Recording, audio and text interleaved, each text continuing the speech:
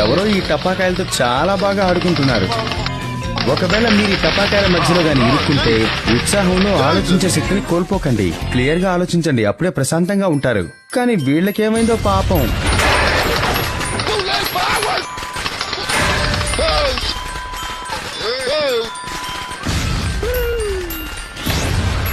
పోనీలే, ఒక్క టపాకాయనా తన టాలెంట్ చూపించింది.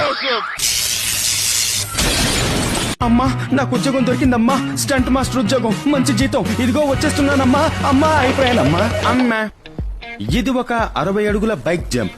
గంటకి 32.2 కిలోమీటర్ల వేగంతో వెళ్తున్నారు. మీరు 6 అడుగుల ఎత్తు నుంచి దూకినా 60 అడుగుల ఎత్తు నుంచి దూకినా అనుసరించాల్సిన నియమాలు మాత్రం ఒక్కటే.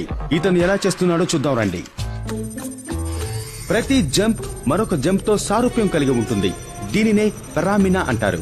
లోపలి శక్తి వల్ల మీరు ముందుకు కదులుతూ ఉంటారు. తర్వాత గ్రావిటీ వల్ల మీరు కిందకు దిగుతూ ఉంటారు. ఈ పని ఒకదాని తర్వాత ఒకటి కళాత్మకంగా జరుగుతూ ఉంటుంది. ఈ చర్యలో టేకాఫ్ కోసం ప్రతి యాంగిల్ 45 డిగ్రీలు కలిగి ఉంటుంది. సైన్స్ గురించి మరొక విషయం చెప్తాను.